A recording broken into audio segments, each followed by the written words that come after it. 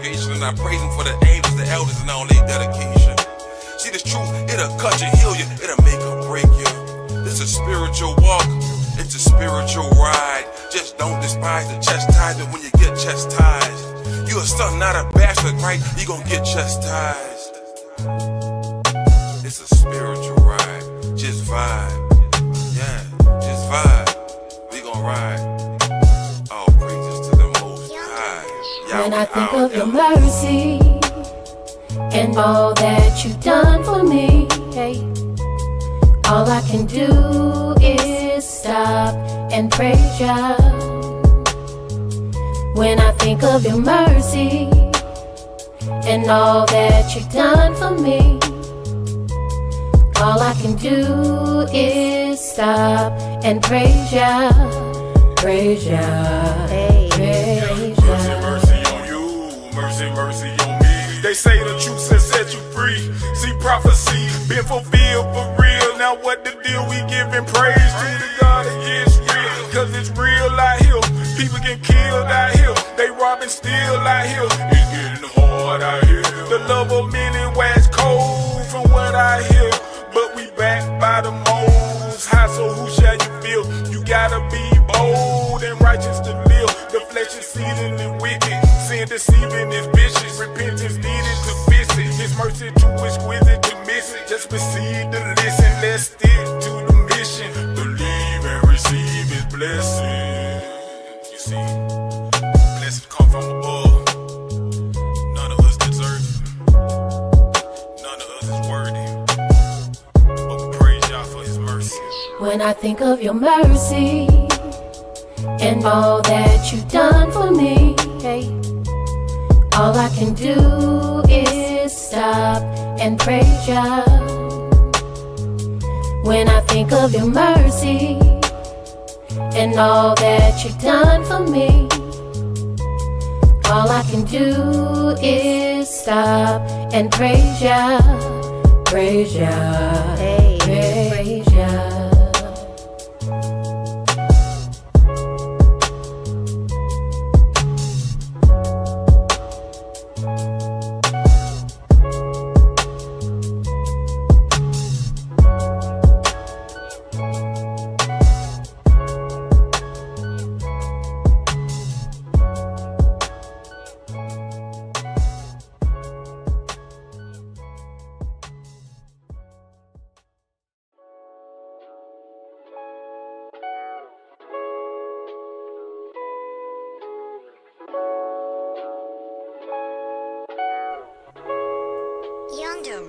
When I think of your mercy and all that you've done for me, hey, all I can do is stop and praise ya.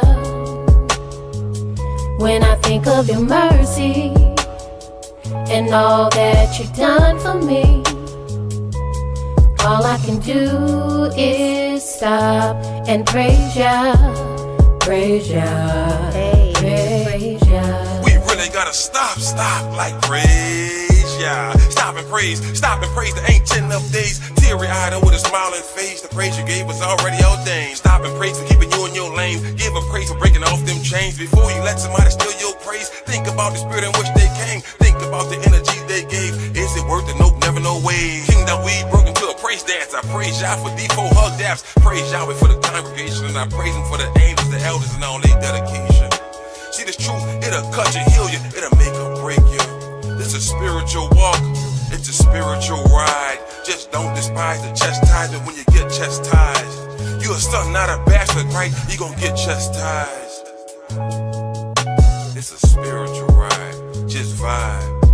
Yeah, just vibe. We gon' ride. All praises to the Most High. When I think of your mercy and all that you've done for me, hey, all I can do is stop and praise ya. When I think of your mercy and all that you've done for me, all I can do is stop and praise ya, praise ya, praise ya. Mercy, mercy on you, mercy, mercy on me. They say the truth will set you free. See, prophecy been fulfilled for real. Now what the deal? We giving praise to the God of Yisrael. Cause it's real out here. People get killed out here. They robbing still out here. It's getting hard out here. The love of many wax cold from what I hear. But we backed by the most high, so who shall you feel? You gotta be bold and righteous to live. The flesh is seething and wicked. Sin deceiving is vicious. Repentance needed to fix it. His mercy too exquisite to miss it. Just receive the listen. Let's stick to the mission. Believe and receive his blessing. You see, blessings come from above. None of us deserve it. None of us is worthy. But we praise y'all for his mercy. When I think of your mercy and all that you've done for me, hey, all I can do is stop and praise ya. When I think of your mercy and all that you've done for me, all I can do is stop and praise ya, praise ya, hey, praise ya.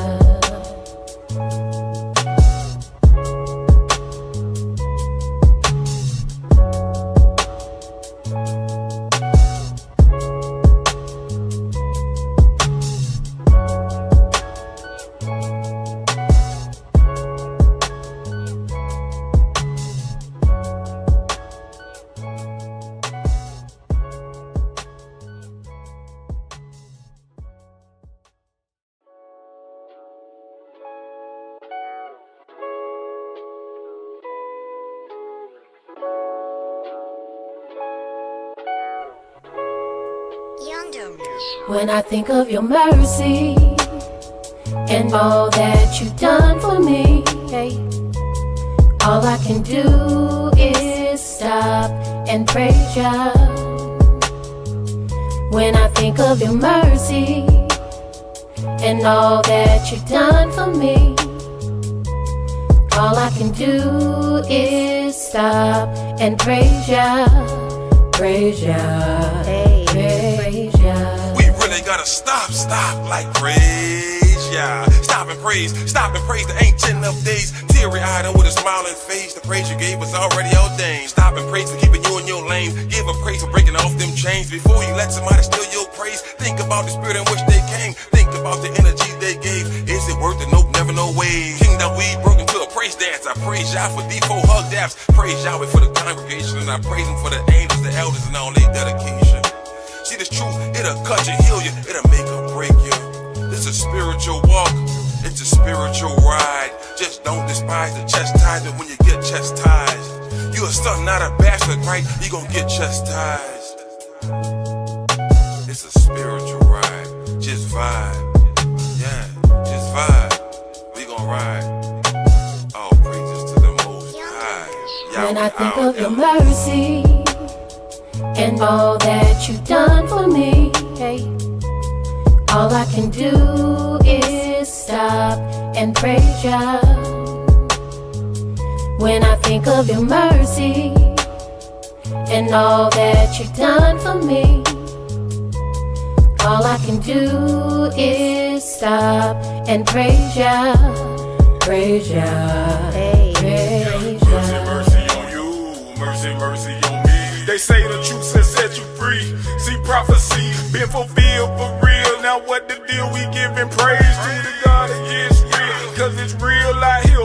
People get killed out here. They robbing still out here. It's getting hard out here. The love of many wax cold from what I hear.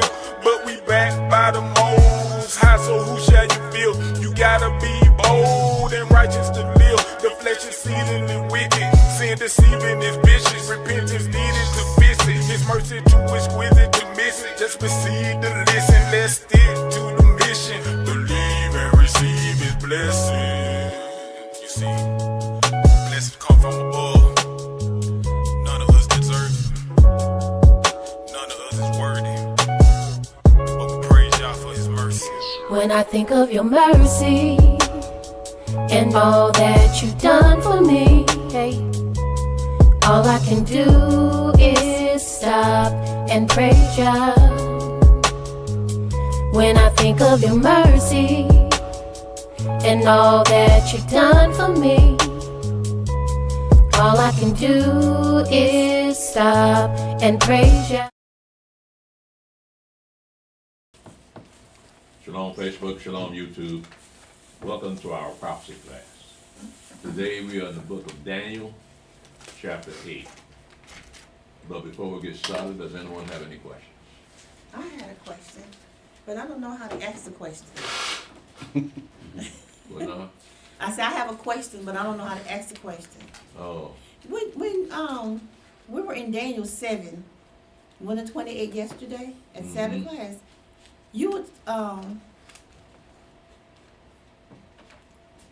something about Hebrew names. I didn't quite get it all. Hebrew names? Yeah. You talking about Hebrew names of the three brothers of Daniel? That might have been what it was. Yeah, I asked that, I think. Benaniah said Benaiah it. answered. Yeah, that's what I'm looking Daniel for. chapter 1. Daniel chapter 1. Uh-huh.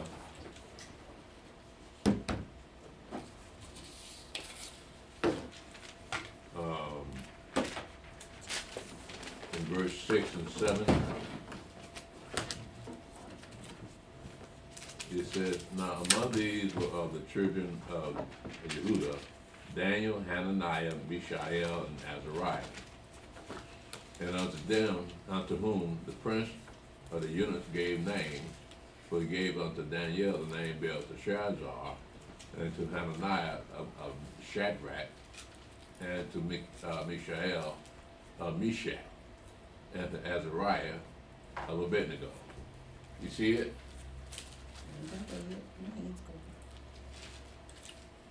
You need to bring a microscope for your Bible.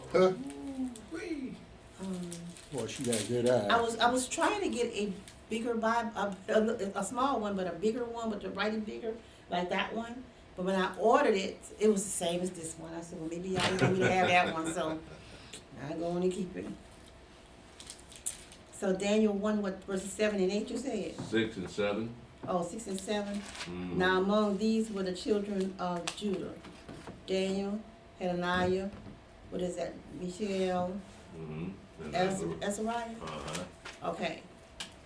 Until whom the prince of eunuchs gave names, for he gave unto Daniel the names of, okay, those were the ones. Belshazzar, okay. Hananiah, okay. So that's the answer. Okay. Appreciate you, Doctor. Thank you. Mm-hmm. Because I missed that. Yeah. Does anyone else have any questions? All right, then. Well, let's go ahead and get started again. On Daniel, right. We are in Daniel chapter 8, and really in chapter 7, we're getting more and more of Daniel having visions all the way up to the end of Daniel. In Daniel chapter 7, it says in verse 1, in the first year of Belshazzar, king of Babylon, Daniel had a dream and vision of his head upon his bed. Then he wrote the dream and told the sum of the matters, right? Now let's pick this up in chapter 8. Daniel chapter 8, verse 1. In the third year of the reign of King Belshazzar, a vision appeared unto me, even unto me Daniel, after that which appeared unto me at the first. And that's why I made note of chapter 7, and that in the first year of Belshazzar, that's when Daniel had the dream of the four empires. Now, this is the third year of King Belshazzar, and Daniel's having another vision. And we're going to see what this vision is about. So we got the four empires coming upon the scene, and the end of those empires. But this is another vision Daniel's seeing, and we want to see if there is any relationship to the first vision that he did in the first year of Belshazzar's reign. Pick that up at verse 1 again, Brother Stephen. Daniel chapter 8, verse 1. In the 3rd year of the reign of King Belshazzar, a vision appeared unto me, even unto me Daniel, after that which appeared unto me at the first. And I saw in a vision, and it came to pass, when I saw, that I was at Shushan in the palace, which is in the province of Elam, and I saw in a vision, and I was by the river of Uli. Let me ask you something about that particular verse there. It says, and I saw in a vision, and it came to pass, when I saw that I was at Shushan in the palace, which is in the province of Elam, and I saw in a vision I was by the river Uli. Now, where's Shushan? What have you heard that name before? Zach turned over there. He turned and looked at Shushan. I mean, what have we seen this word, Shushan? Keep on. Huh?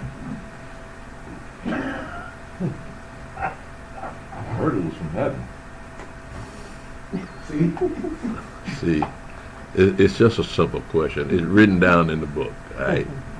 You've seen this name before in the book of Esther, all right? Now, Esther was under the Medo-Persian Empire, and her husband was Ahasuerus. But they were in Shushan too. So that means that they were in Persia, right? Because the Medo-Persian Empire, right? Now, Daniel's vision says he's in Persia, because he says he was at Shushan in the palace, which is in the province of Elam, and I saw in a vision I was by the river of Uli. Now, Elam eventually became Iran, because it's in the southern part of Iraq, right? I'm done. That's Babylon, but Elam is what we call Persia, Iran today. All right, so just to get you a little familiar with the people that we're dealing with here, the names and the things that our father saw. But this is also in the vision, but it was in the 3rd year of Belshazzar. So the vision got him in Iran, got him in Persia. Go ahead, Brother Stephen. Daniel chapter 8, verse 3. Then I lifted up mine eyes and saw, and behold, there stood before the river a ram which had 2 horns, and the 2 horns were high, but one was higher than the other, and the higher came up last. I saw the ram pushing westward and northward and southward, so that no beast might stand before him, neither was there any that could deliver out of his hand, but he did according to his will and became great. Now, this ram is naturally symbolic. So, what does this ram represent that has 2 horns, but one was higher than the other, and the higher came up last? What does this ram represent? It's symbolic, right? This is the vision he's seeing, though. And so he doesn't know what it means, but this is the vision he's seeing. Y'all was showing some crazy things, right? But that ram means something, right? You stop it. You finish up verse 4, Brother Stephen. Yes, I did. Pick it up at verse 5. And as I was considering, behold, an he-goat came from the west on the face of the whole earth, and touched not the ground. And the goat had a notable horn between his eyes. And he came to the ram that had 2 horns, which I had seen standing before the river, and ran unto him in the fury of his power. And I saw him come close unto the ram, and he was moved with choler against him, and smote the ram, and brake his 2 horns, and there was no power in the ram to stand before him. Mm-hmm. But he cast him down to the ground and stamped upon him, and there was none that could deliver the ram out of his hand. Now, who is this ram? I mean, this goat. Who is this goat that seemed to be angry with the ram? And he runs smack into him and knock him down. Now, this ram, now remember now, the ram had two horns. And the higher one was behind the other one. But the goat had one horn. So, again, it's symbolic. They represent something. Right. But Yahweh put it in the form of these beasts.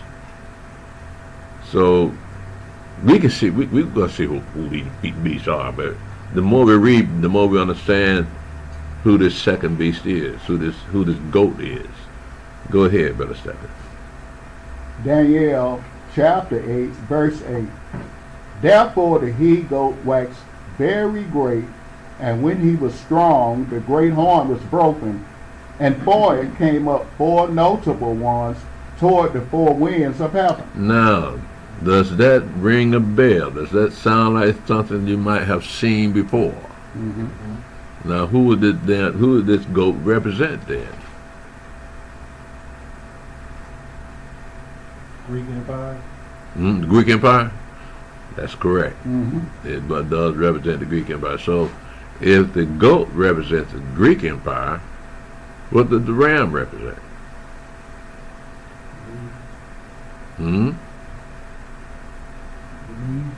I can't hear you. Medes. He said the Medes. The Medes and the Persians. That's correct. So now we got an understanding, and it's going to be verified as we continue to read, but now we got an understanding of the vision that Daniel's having because of the vision he had before. Because remember the four beasts that came up out of the sea? Well, that was symbolic also. So he put in the form of beasts, the visions are in the form of beasts to represent empires. Right. Right now we are in the empire of the fourth beast.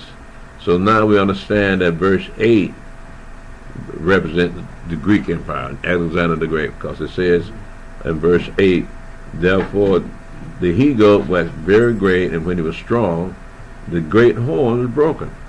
Right. So that means that Alexander the Great died, and for it came up four notable ones toward the four winds of heaven. So those are his four generals that took over the Greek Empire, and that's where you get your Cleopatras and all the rest of those Greek, they call them Greek pharaohs, that ruled over Egypt. But the four generals that took over that spot was let me see here. Let's go on the side.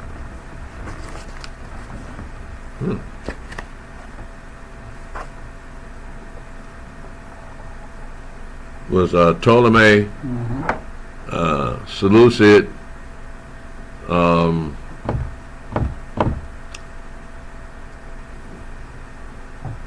what's the other two?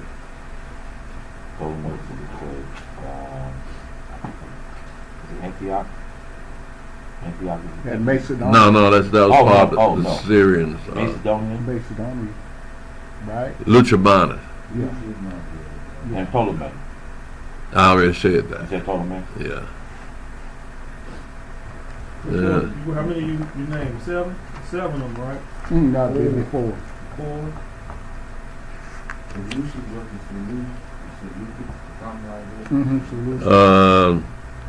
Ptolemy, Seleucid, Cassander, and Luchamana. Right. That's what it is. Okay, so again, we got that understood that these four notable ones that came out of the broken horn were the four generals, and they took over the empire, Greek Empire. Mhm. Go ahead, Brother Stephen. Daniel chapter 8, verse 9. And out of one of them came forth a little horn, which waxed exceeding great toward the south, and toward the east, and toward the pleasant land. Now, this is not the same little horn that we read about in the previous chapter, chapter 7. Because in chapter 7, there's another little horn that plucked up 3 of those horns off upon that dragon's back and kicked them out of the kingdom. So we understand what that little horn represented. That represented the papacy, the Pope. And so now we got another little horn here.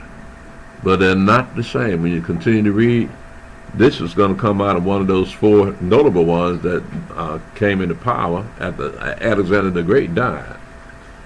Read verse 9, verse 7. And out of one of them came forth a little horn, which waxed exceeding great toward the south, and toward the east, and toward the pleasant land. Mm-hmm. And it waxed great, even to the host of heaven, and it cast down some of the host and of the stars to the ground, and stamped upon them. Now this is, he's making war with the children of Israel. And this little horn its name is Antiochus Epiphanes the Fourth. Mm-hmm. Okay, so if you remember his reign, he forbid the Jews to keep Yahweh's law. Mm-hmm. He forbid them from circumcising their children, and he forbid them from even having the law on them, or having the Bible on them. Now he hated the way the Jews carried themselves because they kept themselves separate. He wanted to Hellenize everybody because that's what General Alexander the Great wanted to do, Hellenize the whole world. Right? So now Antiochus Epiphanes got an issue with these Jews because they refused to be Hellenized. Right? Go ahead, Brother Stephen.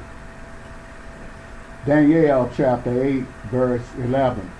Yea, he magnified himself even to the prince of the host, and by him the daily sacrifice was taken away, and the place of his sanctuary was cast down. So now it says that, yea, he magnified himself even to the prince of the host. Now this prince more than likely represented the priest, and host is just is the Hebrew word for host would be, I mean the English word for host would be army. Mm-hmm. And by him the daily sacrifice was taken away, and the place of his sanctuary was cast down.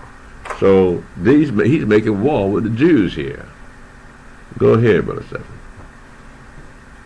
Daniel chapter 8, verse 12. And an host was given him against the daily sacrifice by reason of transgression, and it cast down the truth to the ground, and it practiced and prospered. Well, you understand the story that Antiochus Epiphanes wanted the Jews to sacrifice a sow on the altar unto Zeus. Well, that was the last straw. Mm-hmm. That kicked off the Maccabean War. I was gonna ask that, yeah. Yeah. So in the Maccabean War, what kicked it off, they killed the guy that came up to bring the sow. They killed. Now, the Maccabee refused to kill that sow on that altar, right? But one Jew that came up and said, "I'd do it," and they killed him. Right, and they killed the soldier that brought him up there. Right, so that they had the book. They had to get a time right then and there. Yeah. So that began the Maccabean Wars. Am I being okay? But look at YouTube. That's on your screen. Your screen. Yeah, what's happening?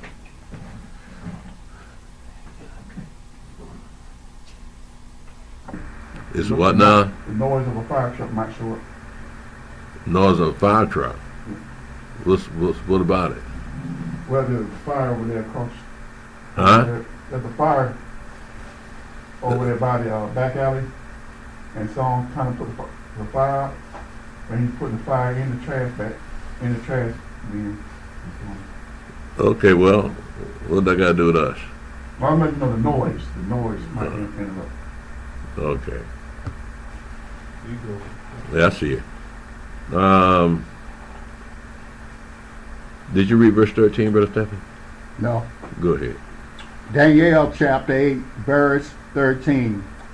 Then I heard one saint speaking, and another saint said unto that certain saint which spake, How long shall be the vision concerning the daily sacrifice and the transgression of desolation, to give both the sanctuary and the host to be trodden underfoot? Mm-hmm. And he said unto me, Unto 2,300 days, then shall the sanctuary be cleansed. It just so happens they had to purify that sanctuary because of the sow.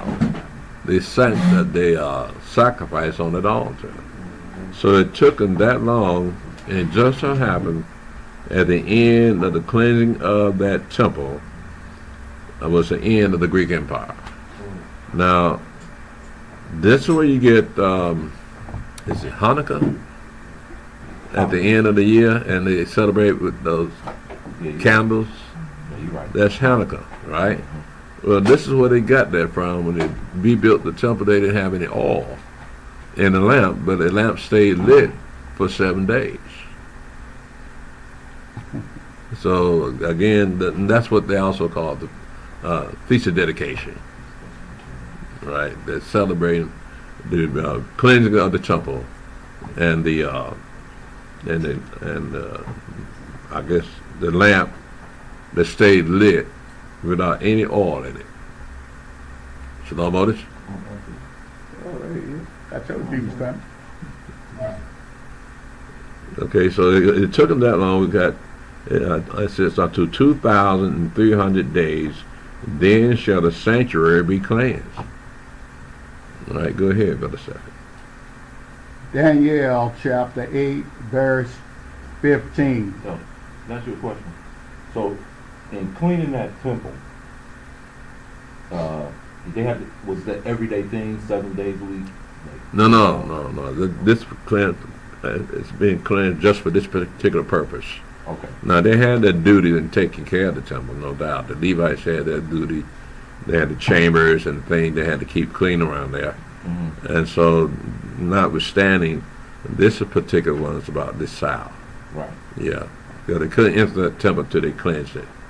I got that. That's almost like 6.5 years. Yeah. It's, as a matter of fact, I think that's what I got here. Yeah, 6.3.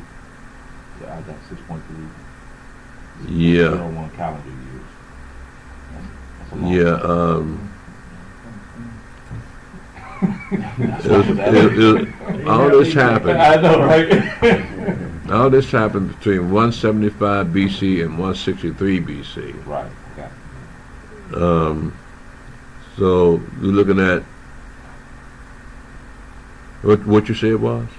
6.301 calendar years. Okay, that sounds about right.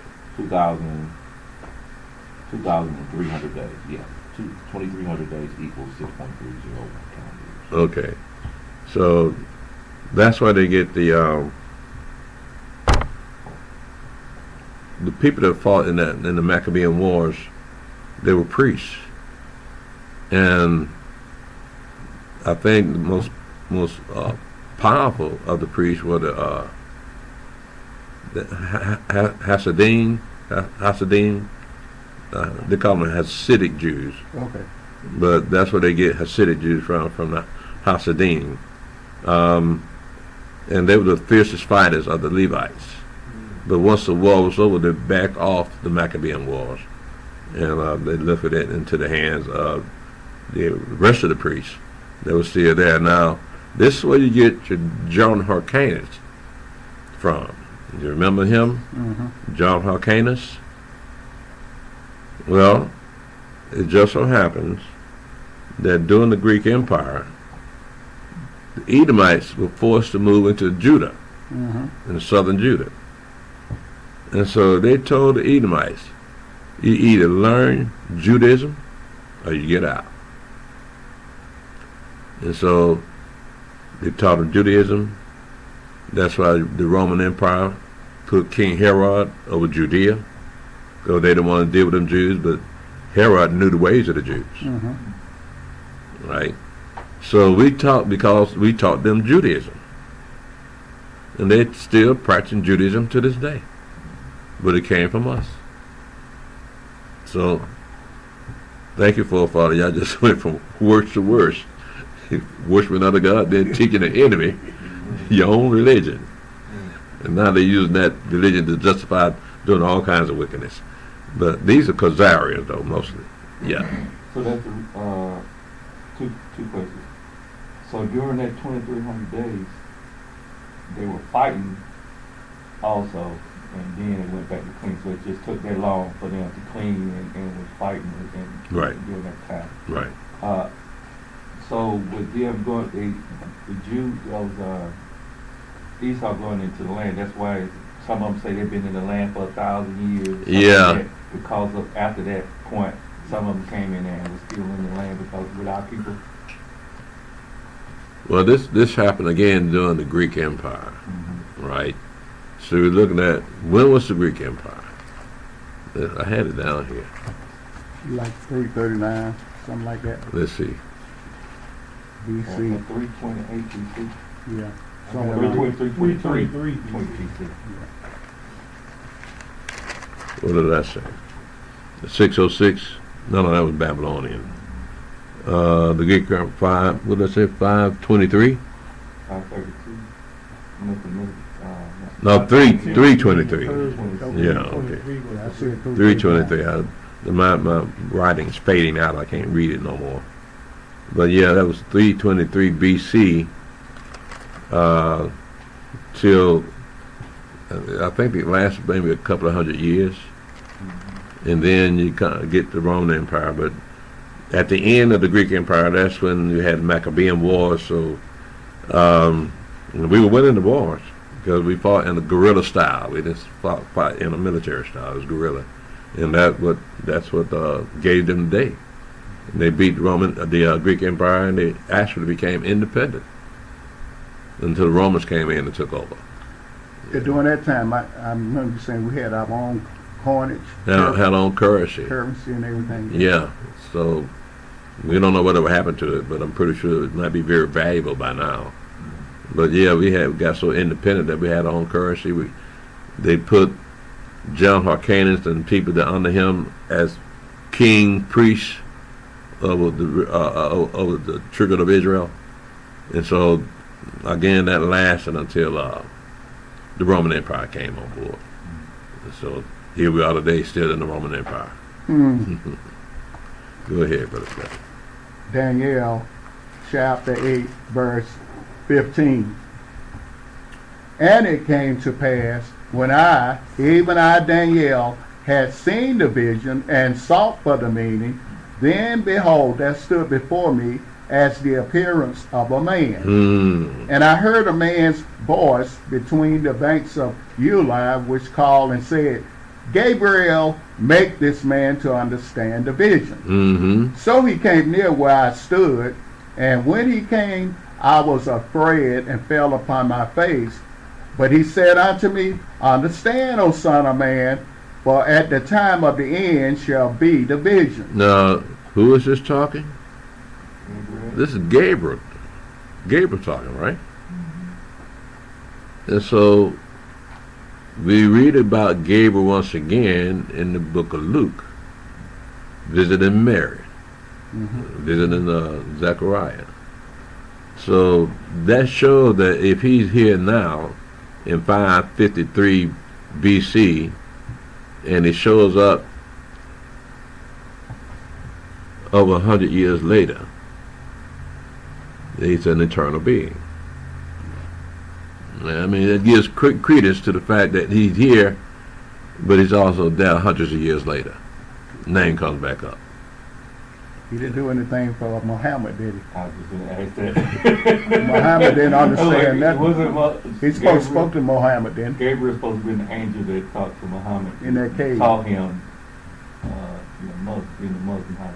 Wasn't that Gabriel supposed to do? Yeah, I noticed the difference between how Gabriel treated Zechariah and Mary and how they treated Muhammad. You're right. Yeah, so he just talked to Zechariah and Mary, but Muhammad said he grabbed Muhammad. Gabriel grabbed Muhammad and held him tight. But he didn't give him no understanding because Muhammad couldn't read or write, huh? That's what he said. That's what he told Gabriel. Right? So what did Muhammad do? He ran home to his wife and put his head between her legs. On the lap. That's all right, bro.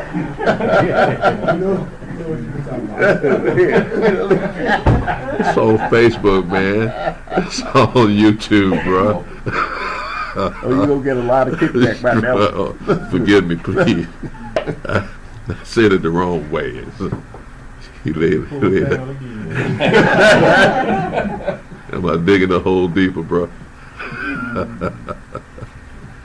All right. Well, again, that aside, we're still talking about the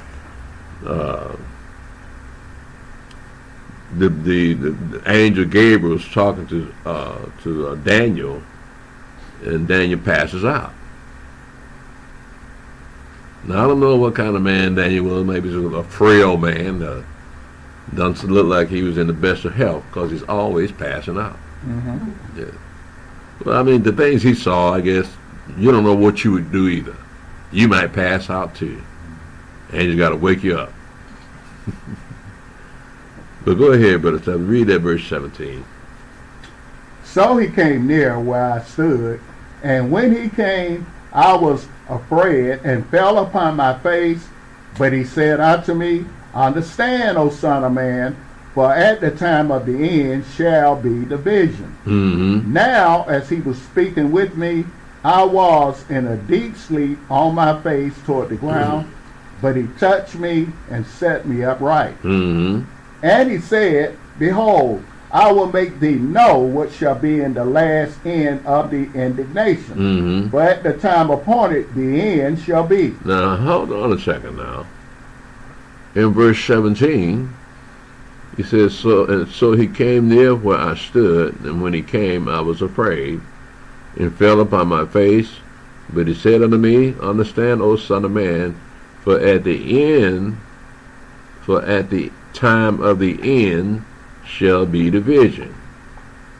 But yet, in verse 19, he says, and he said, Behold, I will make thee know what shall be the last end of the indignation, for at the time appointed the end shall be. Now, we got two ends here. What is he referring to in the first end and the second end? That's two ends here. Something's got to end at one point. It's going to end again at another point. Gotta be the Greek Empire. Hmm? Gotta be that Greek Empire. And the first one, Yeah. that's the Greek Empire. Mm-hmm. And what's the second one then? It says Roman Empire. last end and this. So it gotta be our time. In these days we live in. Yeah, I'll be the Would that be one world order. Yeah, Greek. Okay. So that's Yeah. what, so that's No, that'll be the revived Roman Empire, that one world order. Mm-hmm. All right. Yeah. But isn't this empire, this Roman Empire, falling right now? Yeah, well, we living in a fragmented Roman Empire. But the actual physical Roman Empire, yeah, it fell in 476 AD. So the what's the first end? Is that verse 19? The first end is in verse 17. That's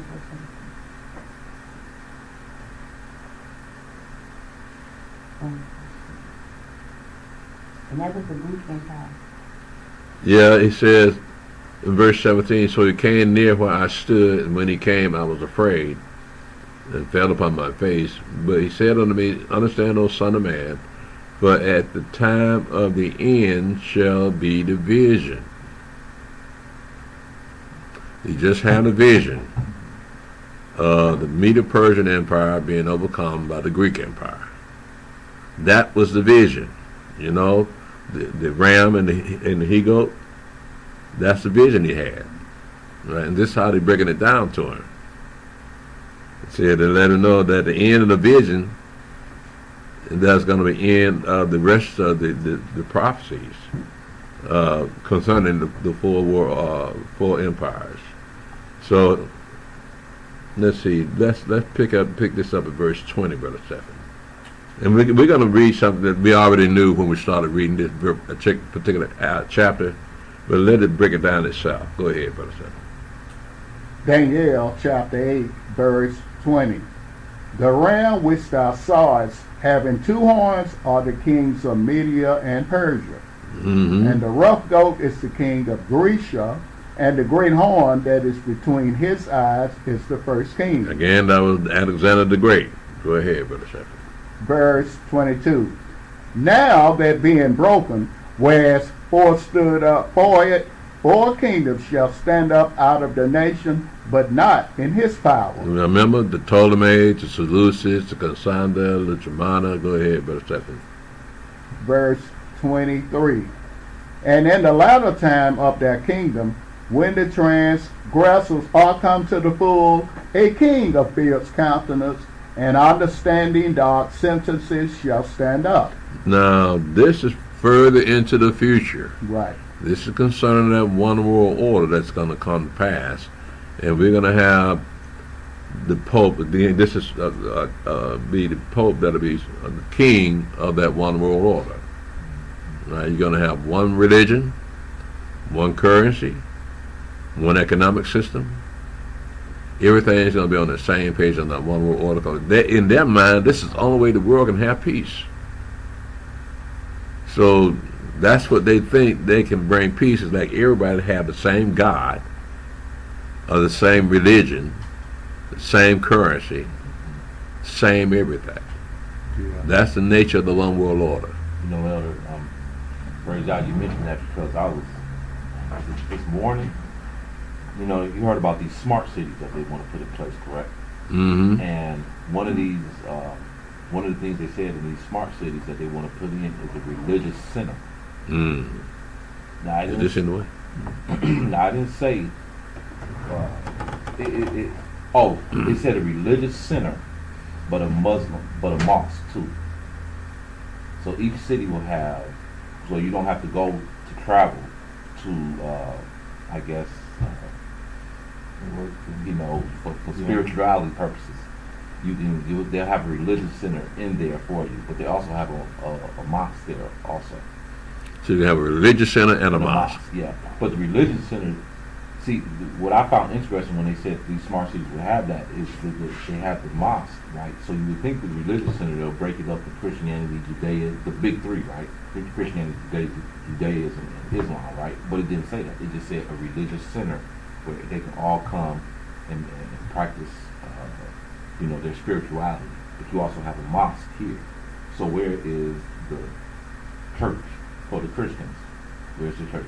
You know what I'm saying? But that was the question that came to mind when I was seeing that layout for these smart cities.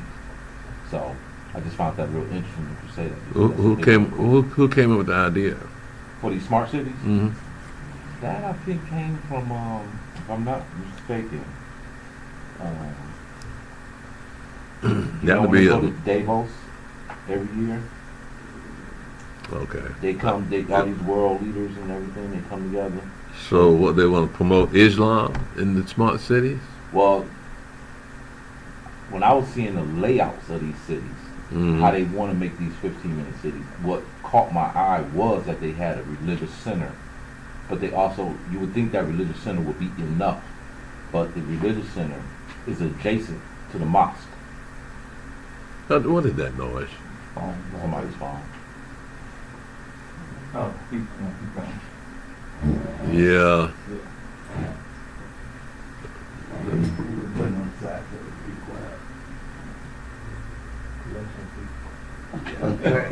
Yeah, do that, Zach. So they had some of those smart cities over in Europe. A lot of them they're trying to do. That's what they do in downtown Atlanta. Like they merging a lot of the stuff downtown Atlanta, where they got your food, your retail, and your job all in one area, and that's what they consider smart city. So to break it down, we think of a smart city like everywhere, but they put them in different sections. So in Atlanta, we'll have like 7 smart cities. So they break into each section, even though you're Atlanta, but you got 7 smart cities in that one big city. And that's how they break it down, where people not realizing that's what they're doing. They sneaky with it, but a lot of European countries are already doing it. And China also. So they don't want you to drive them, like you said, 15 minutes from your job. You can walk, catch the bus. They don't want you going nowhere. They want you right there. That's more of a, when they get ready to hit you, say, hey, y'all can't go nowhere, they can kind of put the military around there, saying, forcing you to, you gotta have a pass or something like that. Well, they did that during COVID too. You know, that's in that belt line. Yeah. Have y'all ever been through the belt line? Mm-hmm. It's in. Is that what that is? A smart Yeah. city? That's a smart Yeah, city. and it's supposed to cover all of the west, east, south, north side. Mm-hmm. So there's a walking trail, and you'll be able to walk from one side to the other. And then they have some of them, they have places you can rent and live. If you never been on the belt line, you can take a tour. It's very interesting the way they have that. You been there? Yes, I have. When it first started, it was a free trip. You didn't have to pay for it. We used to meet at Inman Park and get on the bus, and they'd take us when it first started, where they were gonna be putting this stuff. Not a little advanced, because it came to our senior group. You gotta move over there. And the belt line, the lady came, and then she was saying how they placed all this different stuff and what they're working on now. You should see, it's more developed now than when they first started. Didn't they find a dead body up there on the belt line a couple of weeks ago? I don't know A couple of months about that. ago. I don't know. I know they were having some issues with people robbing people and taking stuff, but they worked that out because now they have police on motorcycles and on bicycles, the area, patrolling the area.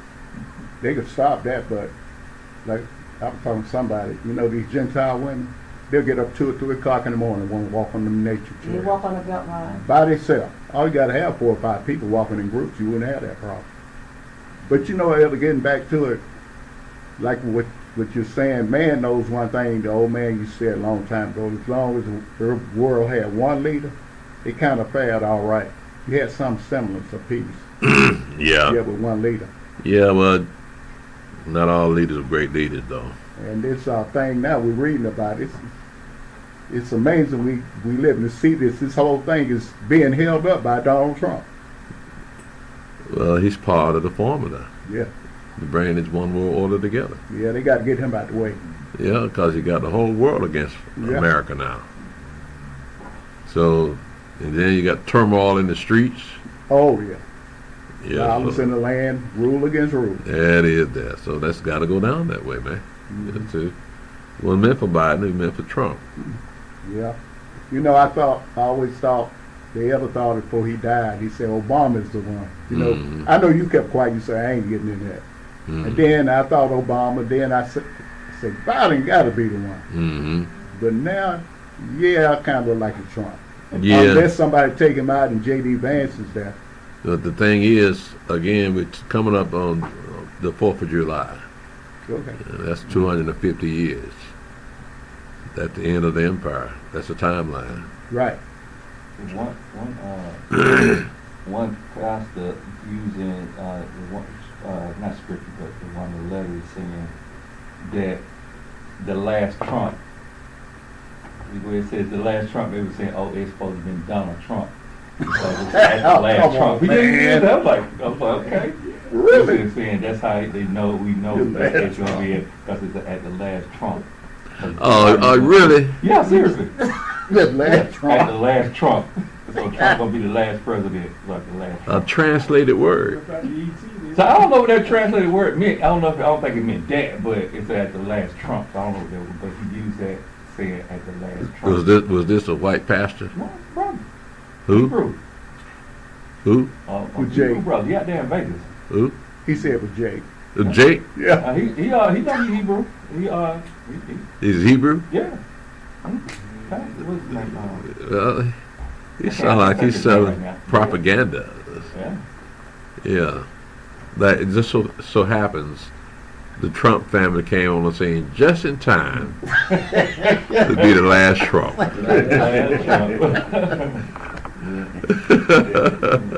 How come Elder didn't pick up on that, Steve? You can see why we missed that thing, man. That's something else. But, go ahead, Brother Shepard.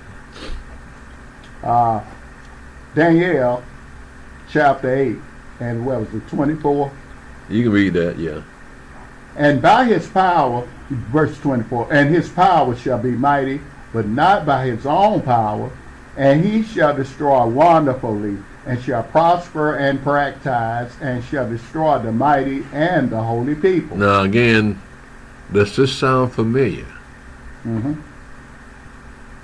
Because when we read in the previous chapter, we see that little horns make a war with the saints and they're going to overcome them. Mm-hmm. So we have here in verse 24, it says, "In his power shall be mighty, but not by his own power, and he shall destroy wonderfully, and shall prosper and practice, and shall destroy the mighty and the holy people." So we read that in chapter 7. And we also read in Revelation 13. Well, the beast is going to make war with the saints and overcome them. Mm-hmm. All right. So the prophecy still repeats itself, Right. all through the book, just in different forms and different visions, but it still points to the same thing, that the saints are going to be sought to be destroyed. Go ahead, Brother Stephen. Daniel chapter 8, verse 25. And through his policy also he shall cause craft to prosper in his hand, and he shall magnify himself in his heart, and by peace shall destroy many. He shall also stand up against the prince of princes, but he shall be broken without hand. Now, who is this prince of princes?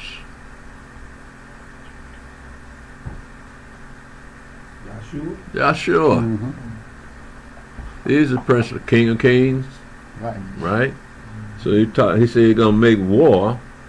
He's going to stand up against the prince, going to stand up against the Mashiach, but he shall be broken without hands. So we know what's going to happen. We see the Mashiach come out of heaven on a white horse, and coming to judge and to make war. Right.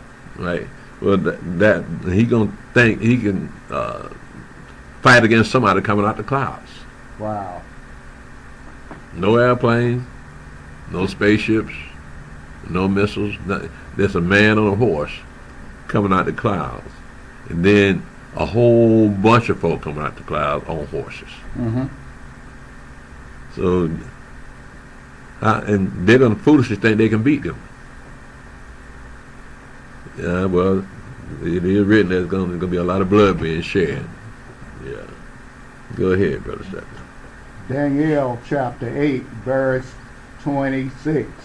And the vision of the evening and the morning, which was told, is true. Wherefore shut thou up the vision, for it shall be for many days. And I, Daniel, fainted and was sick certain days. Afterward I rose up and did the king's business, and I was astonished at the vision, but none understood it. So again, he asked, the angel came and explained it to him. He still didn't understand what it was saying because it wasn't meant for him to understand. Right. Right? He was just told to write the vision down. And so he wrote the vision down. This is meant for another generation. So we would be that generation of the children of Israel that will understand what he's saying here, because all these things have already come to pass. We've already had the Babylonian Empire, we had already had the Medo-Persian Empire, we already had the Greek Empire, we already had the Roman Empire. So it's all listed in this book here.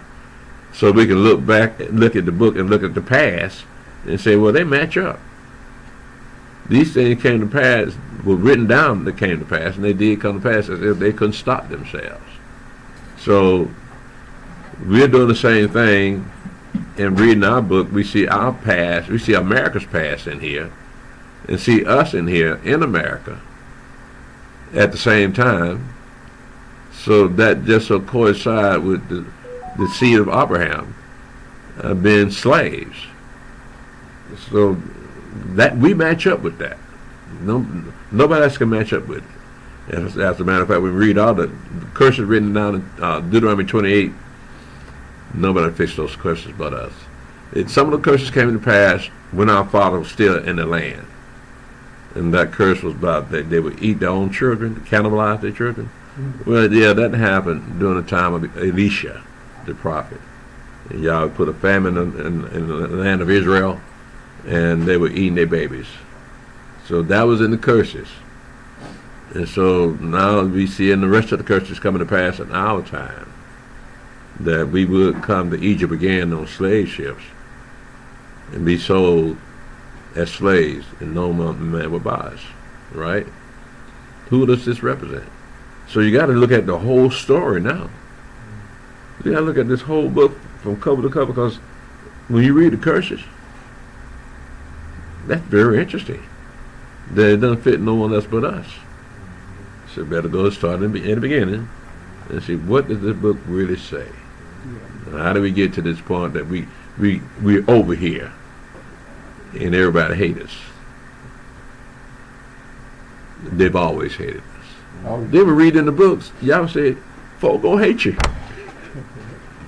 They said, you're gonna have enemies. So what choice do you have? I mean, it's like right there in your face that you're the chosen people and that you're gonna have to go through these changes, because the nations are being ruled over by Satan, and Satan turned the people against us. Mm-hmm. Now let's go. Let's finish. You know what, Elder? I think some of our people would actually believe what's in this book, but they just don't know what's in there. They don't know about Genesis 15 and Deuteronomy 28. I know, man. Because if you show some of our people, just like Otis, me and him was talking years and years ago, and I showed him some things, and here he is. He's up here with us. Some people, they just don't know what's in that book. You don't want to know. Yeah. Because they teaching so much garbage out of a history book, and people taking it at face value. Nobody reads. Yeah, no. So that leaves the door open for them to come up with their own doctrine. Yeah.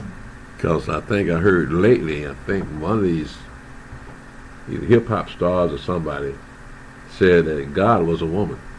Yeah, I heard that. Yeah, I heard that. But you know, they got that thing now saying the creation said it was a woman, a man on one side, and a woman on the other side, and they had to be split down the middle. They say God did not take a rib out of a man to make a woman. Say that's nonsense. Who said this?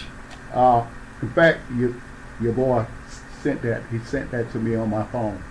Who? The guy in the red truck. Ethiopian dollar. Well, that must have come from America then. I think people believe, the reason they don't want to believe, because me and Stephen talked about one of my friends that work at the job. They don't want to believe because they think the Most High as like how we think, and so and I had this even Christian family members saying, "Hey, why I wouldn't be mad at my child for this long, for 400 years, or I wouldn't let my child die for me," and so you always have to remind them, the Most High don't think like you. So he has other reasons why he does good things. His thoughts are not like ours, but they always think like, hey, if that was my child, I wouldn't punish them that long. I wouldn't punish them for this. So how could I believe something like that if God, that old God, that God in the Old Testament is different from the God in the New Testament. The New Testament says God loves you. That old God is fire and brimstones and a punishment, and you'll die and put plagues on you. They don't want to believe that. They want to believe God is all loving to every man, and that's the hard part. They don't want to believe that God has laws and wants you to abide by His laws. And these people think we got freedom of choice, and that's the problem, because people want to think they want to do what they want to do, and then ask for forgiveness after they do it. Do they ask for forgiveness? I don't. What's the old saying? It's better to ask for forgiveness than permission. They do it first, okay. then ask for forgiveness after So they know it's wrong. Yeah, a lot of them know it's wrong. The Christian church will tell them, as long as you repent before you die. Oh yeah, we heard that. I heard that when I was 5 years old. Right. Yeah, but you're stuck. You don't know when you're gonna die. So when you die before you ask forgiveness, then what? A lot of them ain't thinking that. What they say, Elder? You can be laying on your deathbed, worst Negro in town. Mm-hmm. Lord Jesus, forgive me. Right. From there you good. Right. I've heard that when I was 7, 8 years yeah. old. Oh, man. I hadn't heard that. Yeah, I heard that when I was a kid. Uh, As long as you got breath in you can say it. You got a chance. And you can get it. and this is Christianity. Hope that there would be a lot of y'all. They have an answer for all of that stuff because what if a judgment day? They don't get a judgment. That's what they're saying. That died as it. That's what a lot of So people do. they don't believe they're going to be judged? They don't believe Now, that. a lot of them believe they're going to, when they die, they're going to heaven if they live a good life. I was at a funeral this week, and the pastor said, me and my niece looked at each other. Now she was like looking at me, and the pastor said, yeah, she's up in heaven now. Me and my niece just looked at each other. I was like, we just paying respect for my aunt. But the pastor was like, yeah, she's up in heaven now, I know you knew better, but how'd your niece know? She's trying to find herself, and so I've been having a talk with her. So Okay. She been like dating somebody that was a Muslim, and then somebody was Jehovah's Witness, and I was like, baby girl, you mixing yourself, you just confusing yourself, and I had to break it down to her. Oh, really? So she knows something. So I had to let her know. I was like, nah, do that to you. So you keep some stuff mixed up. So I had to, let her know. You broke it down to her. Yeah. Throw down. So she like, really? She's like, it don't say nowhere in the Bible when you going to heaven. Well, praise God. I ain't gonna say nothing else, but see what's going on here. Yeah. Go ahead. Did you finish that up, Brother Stephen? I'm at chapter 9. Okay. Daniel chapter 9, verse 1. In the first year of Darius, the son of Ahasuerus, of the seed of the Medes, which was made king over the realm of the Chaldeans, in the first year of his reign, I, Daniel, understood by books the number of the years whereof the word of Yahweh came to Jeremiah the prophet, that he would accomplish 70 years in the desolations of Jerusalem.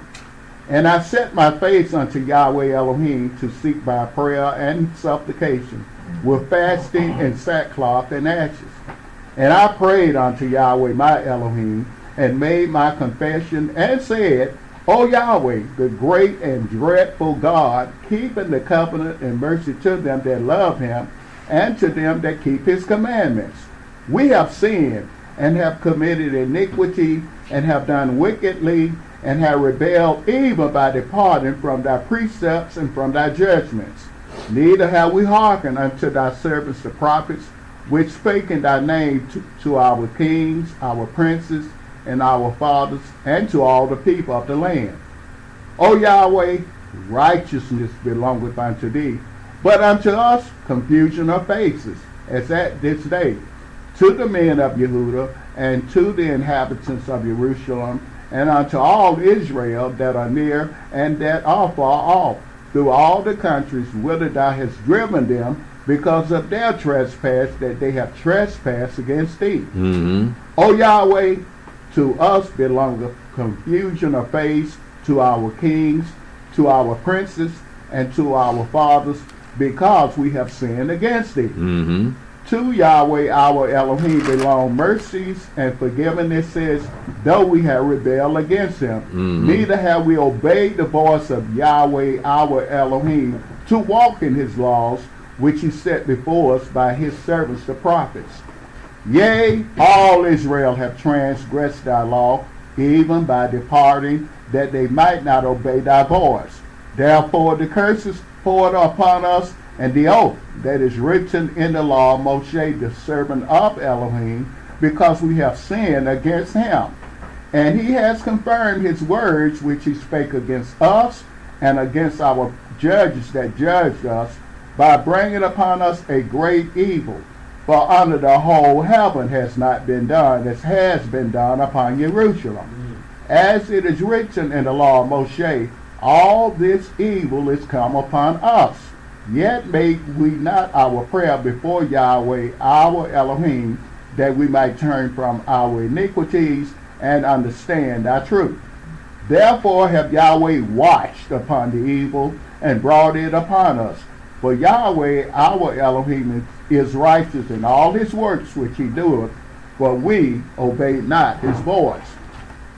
And now, O Yahweh our Elohim, that have brought forth thy people forth, verse 15, and now, O Yahweh our Elohim, that have brought thy people forth out of the land of Egypt with a mighty hand, and has gotten thee renown, as at this day we have sinned, we have done wickedly. O Yahweh, according to all thy righteousness, I beseech thee, let thine anger and thy fury be turned away from thy city, Jerusalem, thy holy mountain, because for our sins and for the iniquities of our fathers, Jerusalem and thy people are become a reproach to all that are about us. Now therefore, O our Elohim, hear the prayer of thy servant and his supplications, and cause thy face to shine upon thy sanctuary that is desolate for Yahweh's sake. O my Elohim, incline thine ear and hear, open thine eyes and behold our desolations and the city which is called by thy name. For we do not present our supplications before thee for our righteousnesses, but for thy great mercies. O Yahweh, hear. O Yahweh, forgive. O Yahweh, hearken and do. Defer not for thine own sake, O my Elohim, for thy city and thy people are called by thy name. And whilst I was speaking and praying and confessing my sin and the sin of my people Israel, and presenting my supplications before Yahweh my Elohim for the holy mountain of my Elohim, yea, whilst I was speaking in prayer, even the man Gabriel, whom I had seen in the vision at the beginning, being caused to fly swiftly, touched me about the time of the evening oblation. Now, this does not mean that the angel Gabriel had wings. Right. But that's the image we've been fed for hundreds of years, that all the angels of heaven had wings. Yeah, but it didn't say he had wings. He said he flew. Right? So science and technology has shown you that you don't have to have wings to fly.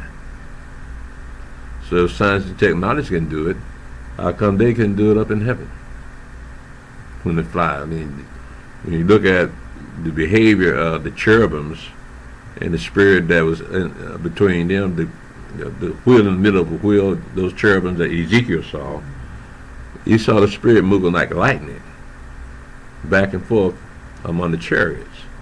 So what makes you think that Gabriel can move like lightning too?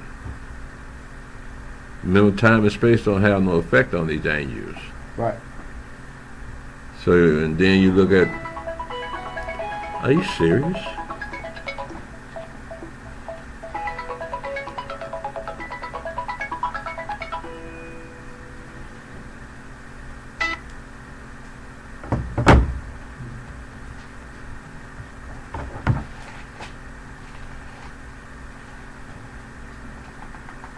I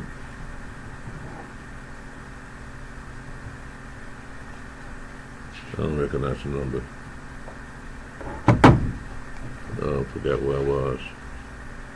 Oh yeah. Gabriel was flown swiftly while Daniel was still praying. So he's seeing a lot of angels. He's seeing the big angel too, Gabriel. He's seeing him. So Daniel seems to be always surrounded by angels. And he can see them, even though some folk couldn't. But he can see the angels, but I don't know what it was about his physical well-being, but he always passed out when he saw them angels. So it wouldn't surprise me if he passed out with Gabriel, because he already did it once. Go ahead, Brother Stevis. Daniel chapter 9, verse 22. And he informed me and talked with me and said, O Daniel, I am now come forth to give thee skill and understanding.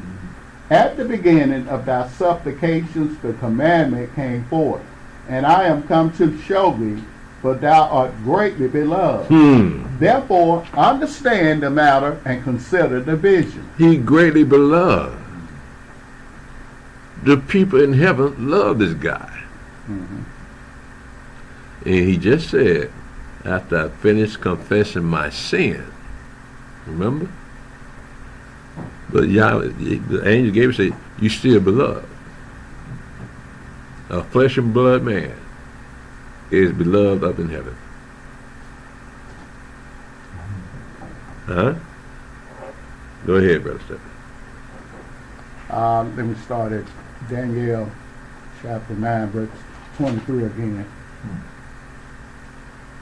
At the beginning of thy supplications the commandment came forth, and I am come to show thee, for thou art greatly beloved.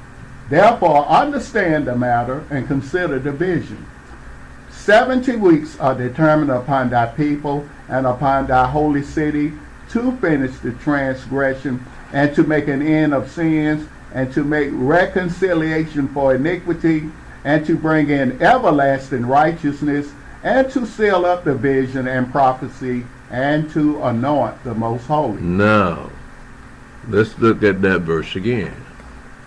It says 70 weeks are determined upon thy people and upon thy holy city. So the 70 weeks does not consist of the whole story. So you can look at that 7 weeks as something symbolic again, right? So the 70 weeks will be 70 weeks of years, right? So a week is 7 days long. So you take the concept of 7 days being a year. That's right. Those 7 days being a year, and then multiply by 70, you come up with what? 490 years? Right? So, but look what's going to happen in that 70 weeks. It says in verse 24, 70 weeks are determined upon thy people and upon thy holy city to finish the what? Transgression, and to make an end of sins, and to make reconciliation for iniquity, and to bring in everlasting righteousness, and to seal up the vision and prophecy, and anoint the most holy. That's 7 things. So 70 weeks you couldn't do that in 70 weeks, actual weeks. So it's talking about years, 70 weeks of years. So we got 490 years of working with, right? Go ahead, Brother Stephen. Daniel chapter 9, verse 25. Know therefore and understand that from the going forth of the commandment to restore and to build Jerusalem unto the Mashiach the Prince shall be 7 weeks and 62 weeks. The street shall be built again, and the wall, even in troublous times. So that's just 69 weeks. Not the 70 weeks you just mentioned. This is just 69 weeks. One of them weeks is missing. But look what he says is going to happen in that 69 weeks. It says, know therefore, verse 25, know therefore, and understand that from the going forth of the commandment to restore and to build Jerusalem unto the Messiah, the Prince shall be 7 weeks, and 62 weeks. That's 69. The street shall be built again in the wall, even in troublous times. So you go back to when the children of Israel came out of the Babylonian captivity and start over again. We're looking in the book of Ezra and in the book of Nehemiah. When Ezra was talking about Jerusalem, he was talking about building that temple back, right? There's a rebuilt temple. It wouldn't be what you call a second temple. Herod made that second temple. But we rebuilt the temple that was destroyed by the Babylonians. And then you got, in the book of Nehemiah, was the one responsible for building up the wall around the city. Because all the great cities had walls to keep out the invaders. And it says here in verse 25, know therefore and understand that from the going forth of the commandment to restore. Now, when was the going forth of the commandment? Well, that's written in the book of Ezra. It gives a date as to when Cyrus allowed them to go and rebuild that temple. Going forth to commandment to restore and to build Jerusalem unto the Messiah shall be 483 years. Now, when was the commandment given for them to restore the Jerusalem? Again, that's in the book of Ezra. And I think, what is the date I got on there? 457. 457 years. No, Oh, the date. 457 BC. 450. Is it 457? I got 457. Okay. 457. The commandment went forth from Cyrus, and then 20 years later they had to start over again with Darius and Artaxerxes. And so we're looking at the timeline for that Jerusalem be rebuilt and the Messiah should show up in AD 26. You look at the timeline in the book of Matthew, in the book of Luke, and the book of John, they have the Mashiach showing up at 26 AD to get his baptism. Okay, so that lines up with the prophecy written here. That's already come to pass. So he shows up right on time on the very date that the angel Gabriel telling him when he's going to show up. Go ahead, Brother Stephen. Daniel chapter 9, verse 26. And after 62 weeks shall the Mashiach be cut off, but not for himself. And the people of the prince that shall come shall destroy the city and the sanctuary, and the end thereof shall be with a flood, and unto the end of the war desolations are determined. So we understand what happened. They crucified the Mashiach. That's what it means when it says it shall be cut off. It says after 62 weeks shall the Mashiach be cut off. He crucified, was buried, and he rose up on the third day and went off to heaven. It said, but not for himself. He'd get any gain out of it for anything personal for himself. And the people of the prince that shall come shall destroy the city and the sanctuary, and the end thereof shall be with a flood, and unto the end of the war desolation are determined. Now, when was the sanctuary destroyed? When was the city destroyed? Jerusalem. In 70 AD, right? 70 AD, yeah. The Roman Empire destroyed it in 70 AD, so that's already happened. Right. And but we still have 1 week missing. You remember? It was 7 weeks that are determined on your people. Well, all we got is 69 weeks, and that's lasted all the way up until after the Mashiach, after Jerusalem was destroyed. Right? So where's that last week? Where's that last week at? You're still waiting for it, right? Yeah. Yeah. Let's go ahead, Brother Stephen. Daniel chapter 9, verse 27. And he shall confirm the covenant with many for 1 week, and in the midst of the week he shall cause the sacrifice and the oblation to cease, and for the overspreading of abominations he shall make it desolate, even unto the consummation, and that determined shall be poured upon the desolate. So that's that last week. Right. So last week, it's 7 years, Mm-hmm. right? So, but in the midst of that 7 years, right in the middle of it, he's going to break the covenant, right? So how long is half of 7? 3.5. 2.5 years, That's isn't it? right. So he's going to confirm it for 7 years, but he's going in the middle of that 7-year pact, peace agreement, he's going to break the peace agreement. Now the question is, who is this peace agreement going to be between? And that's the brother and our cousins, huh? The ones fighting each other now? Yeah. Yeah. So the Pope is going to broker a peace agreement between these two warring factions. All right, but he's himself going to break that covenant because he wants to be the king of the whole world. Yeah. Yeah, I talked to a brother that left here where knowledge really get cut off. He said, man, the Pope, he's going to broker peace between them Palestinians and those Israelis, and that's going to be it. He's going to be the one. I said, nah, bro. That's just going to be something to throw people off. He can't do that. I said, if he does that, the Messiah don't need to come back. Yeah. But that's his thinking on that, though. He used to be here? Yeah, he gone with secular stuff.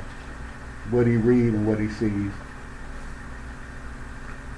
Well, that's where it goes sometimes. So again, after the destruction of Jerusalem, Roman Empire was still in power, and that's when the Catholic Church came out of the Roman Empire. So we got here in verse 27, and he shall confirm the covenant with many for 1 week. In the midst of the week, he shall cause the sacrifice and the desolation, oblation to cease, and for the overspreading of abominations, he shall make it desolate even until the consummation, and that determined shall be poured upon the desolate. So we're looking at an end time scenario that the abomination of desolation will be that Pope that's going to stand up and say, I'm God. Right? And he's going to make people think that he's God. Wow. Well, I mean, a lot of people got to be fooled.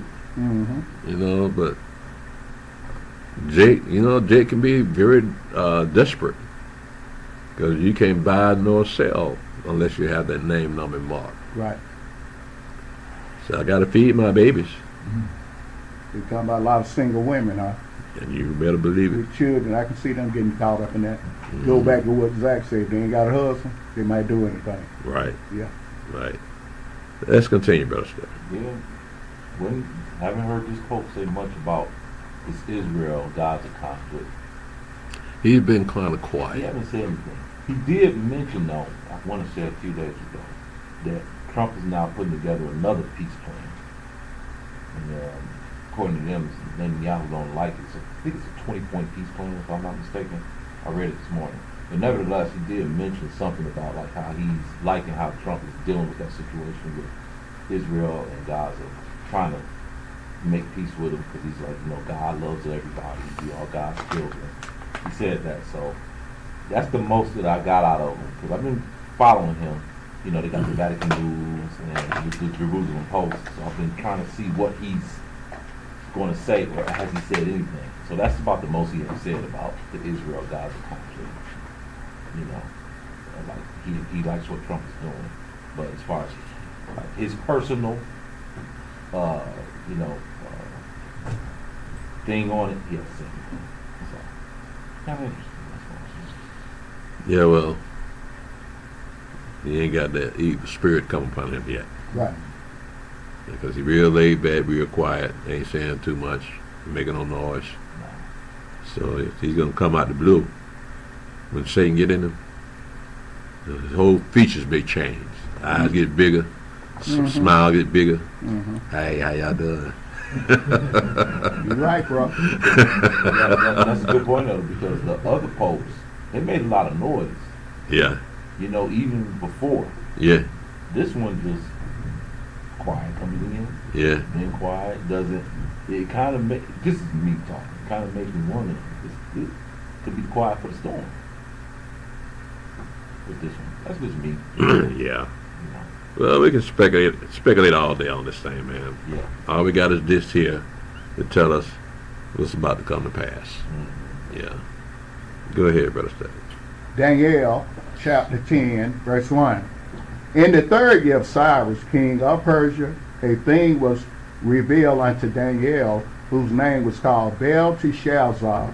And the thing was true, but the time appointed was long, and he understood the thing and had understanding of the vision. In those days, I, Daniel, was mourning 3 full weeks. I ate no pleasant bread, neither came flesh nor wine in my mouth, neither did I anoint myself at all, till 3 whole weeks were fulfilled. And in the 24th day of the first month, as I was by the side of the great river, which is Hiddekel, then I lifted up mine eyes and looked, and behold, a certain man clothed in linen, whose loins were girded with fine gold of Uphaz. His body also was like the burial, and the face of his appearance of likeness. His body also was like the burial, and his face as the appearance of lightning, and his eyes as lamps of fire, and his arms and his feet like in color to polished brass, and the voice of his words like the voice of a multitude. Now, we know this is an angel he's describing. But you ain't never seen an angel like this one here. Now, it says here, this is during the time of Cyrus, king of Persia. Now, Cyrus had sent the children of Israel back to the land. But Daniel's still there in Persia. He didn't leave. He stayed put. Right? What is Hiddekel? Would it be the Tigris? It's by verse 4. And in the 24th day of the first month, as I was by the side of the great river, which is Hiddekel. What is that? Tigers? Yeah, Tigris. All right, just see if y'all still awake. Go ahead, Brother Stephen. So this is, I'm just going to say this is a very strange looking angel here. Yeah. So, I just noticed,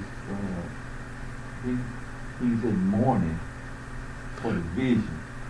He's not fasting, he's mourning, right? For 4 weeks, but it ain't eating nothing. Yeah, he's mourning for 3 weeks, yes. Because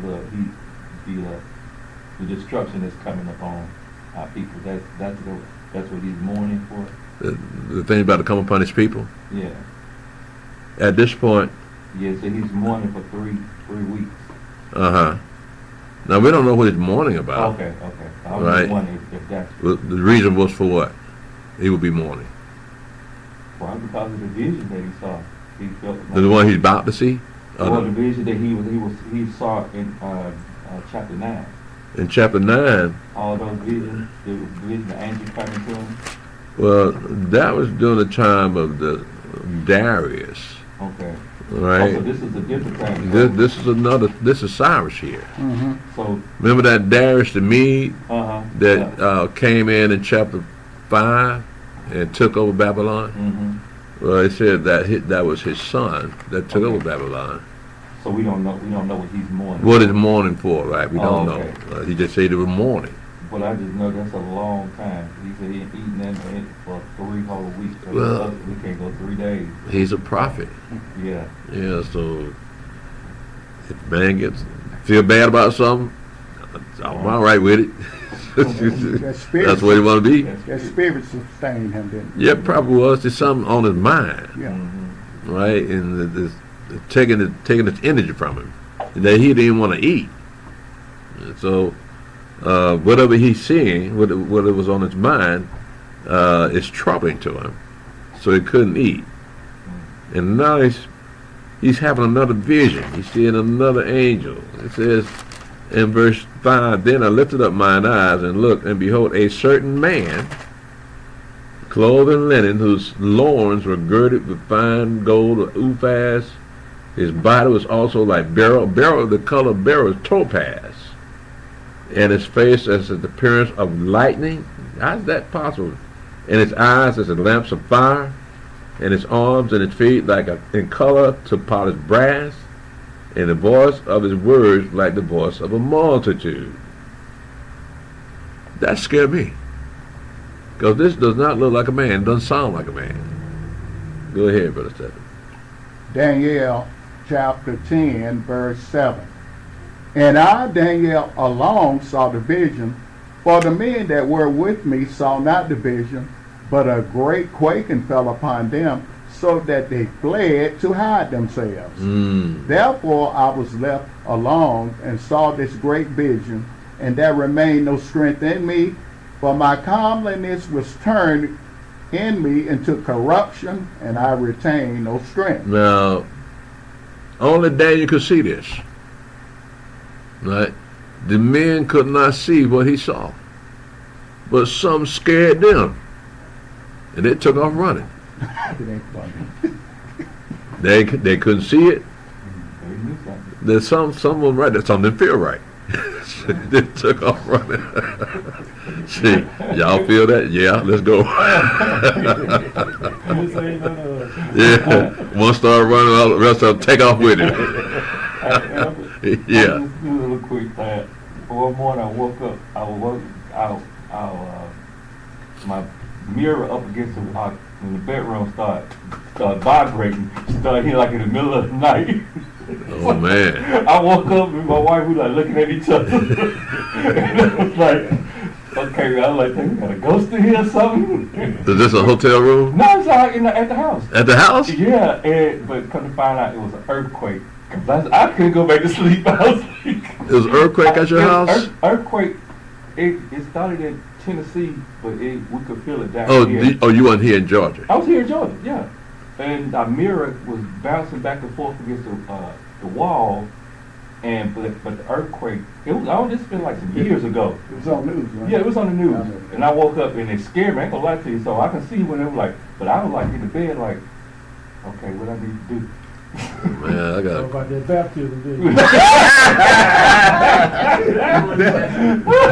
Zach, you hit him below the waist. Yeah. I was sleeping on the couch. Oh, did you the same way? Yeah, and I'd say, oh, that's a cat running through the house. See, a cat can run through a house and shake a whole house. What cat you talking about? A cat, a meerkat. A cat can run through a house and shake the whole house. And I said, oh, I was laying in the bed. I said, oh, that's a cat running through the house, because when I lived in the country, we'd have cats running through the house. And anyway, it went on, then I started thinking, I said, no, it's not a cat. I said, it's a brick house, you know, and a cat can't shake it. And I realized, I said, hey, that's an earthquake. Okay. You cut the ticket. That's right. It was just some years ago. It happened. I don't recall, Yeah, that earthquake was which it was like means I'm gonna have to cut back on a remix. No, you were sleeping good at me. I didn't feel nothing, man. Well, we had a trumbull out here in DeKalb County. I wasn't out here at that time, but I remember that. I should have felt that, man. Man, you should have been. Yeah, you. I tell you what, I would sleep on the couch, and I tell you what, it should. I'm talking about it. Should. It wasn't long. It was maybe 10 seconds, but for that 10 seconds, That's right. you think it's like 2-3 minutes, but for something to move like that for 10 seconds, you like that. And so for them to see that it's an earthquake and all of them ran, I can understand them running. I just have to miss them from now on, bro. Y'all go ahead and enjoy the earthquakes. But go ahead, brother. So we see that what Daniel saw scared him to death, and the men did not see what he saw, but they ran away. Right? Because they say something don't look right. Looking at Daniel, looking around, looking at Daniel, looking around, said, let's go. So, and Daniel, of course, passed out. it says in verse 8, therefore I was left alone and saw this great vision. There remained no strength in me, for my comeliness was turned in me unto corruption, and I retained no strength. I don't know, he might have sawed himself or what. Yeah, that's what we always thought, right? Yeah. I mean, when you see something that you just don't understand, you're scared to death, right? And he's the only one can see it. Nobody else can see it. So he said, my comeliness was tamed in me into corruption, and I retained no strength. He passed out again. Go ahead, Stephen. Verse Daniel chapter 10, verse 9.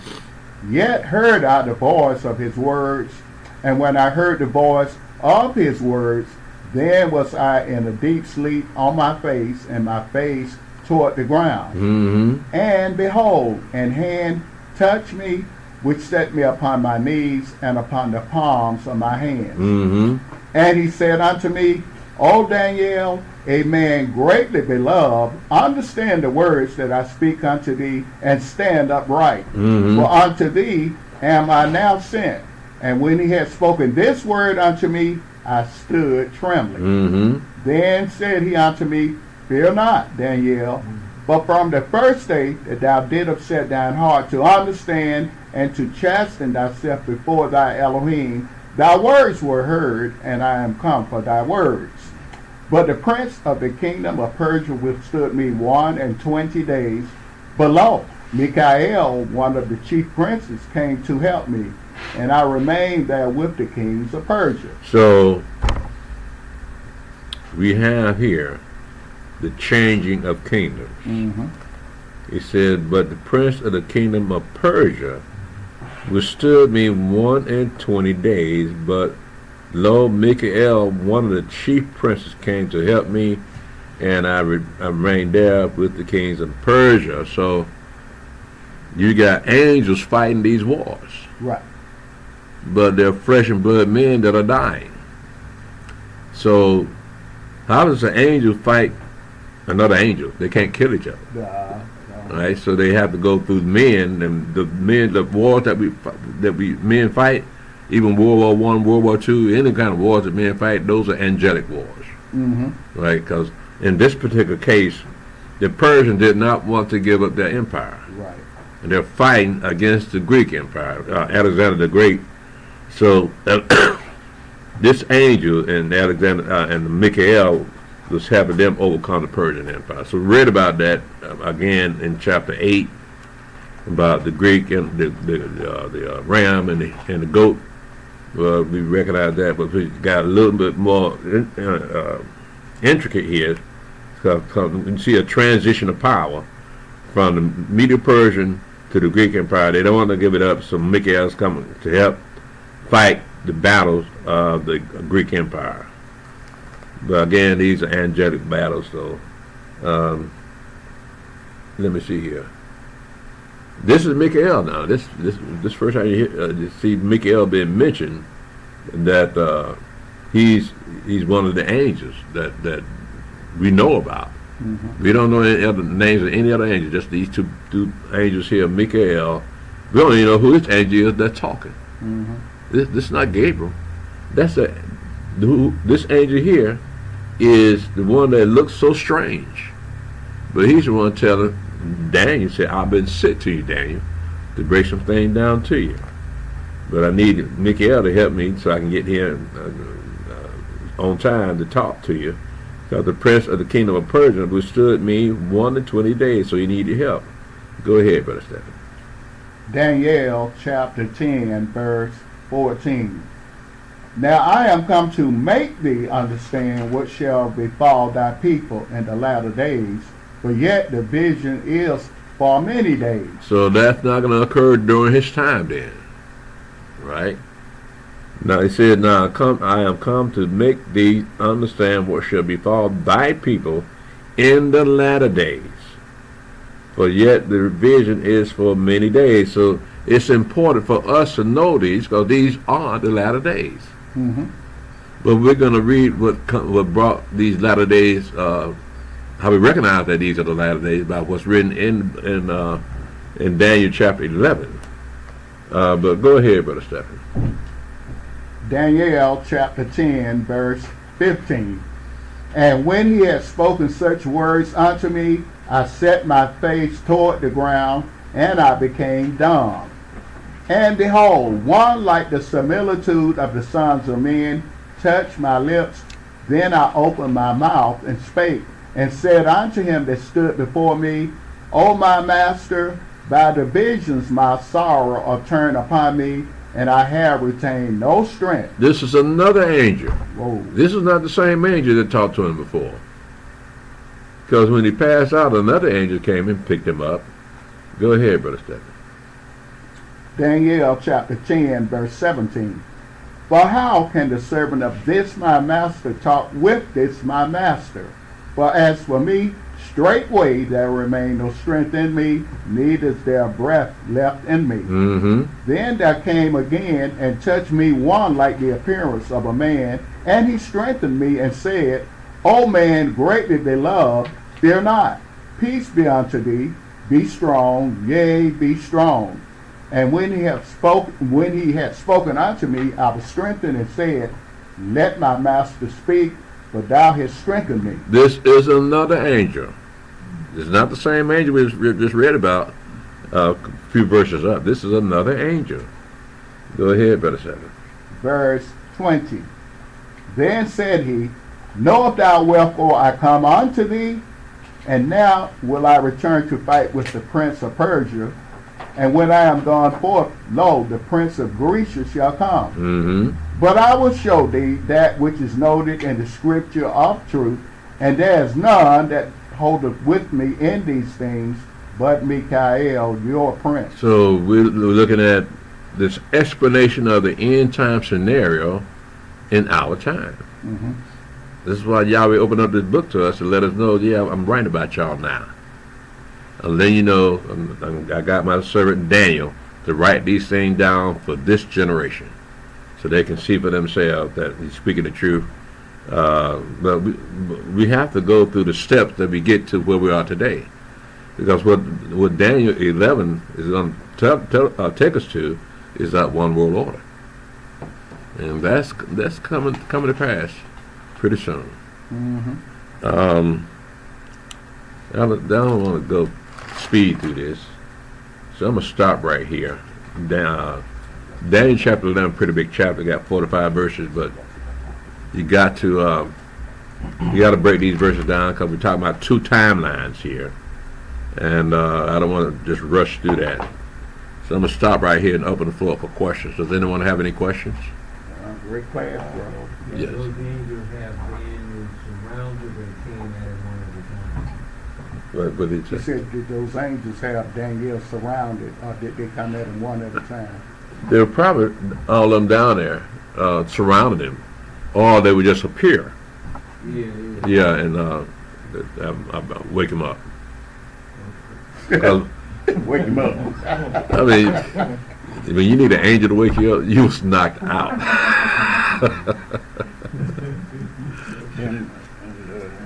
Then you come out of Nashville. Yeah. Out of Nashville, Tennessee. Uh-huh. And pass right through. And it was the brick house I was in there. They just shook it like everything. And I told my wife, I said, it was because I know that I went through there. She said, no, it was an angel. Oh, yeah? Did you see it?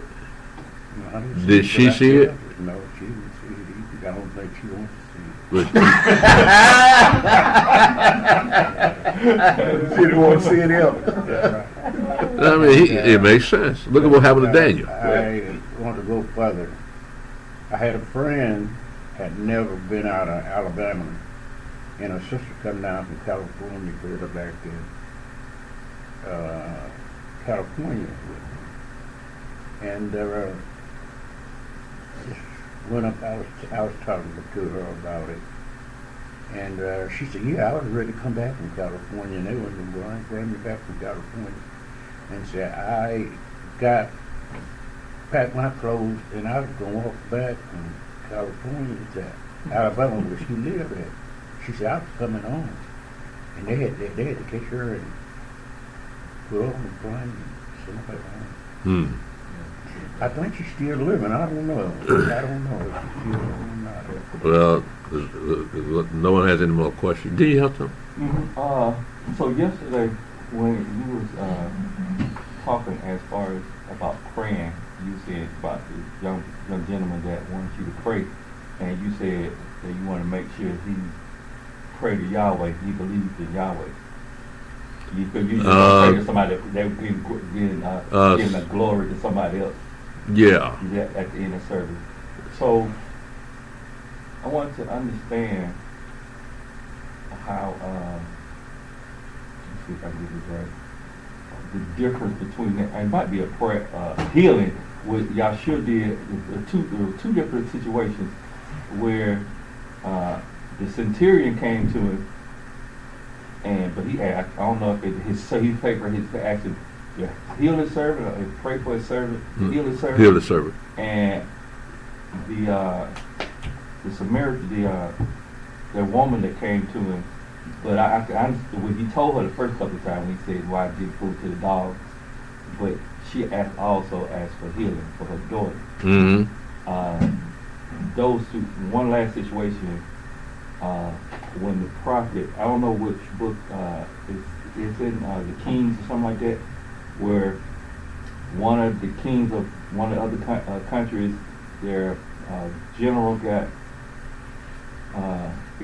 leprosy, and he told him to go down to the river and wash. And he didn't want to do it, but he ended up going down to the river and wash the Jordan and then wash himself. So how is that different than that situation as far as when somebody asks you to pray for them?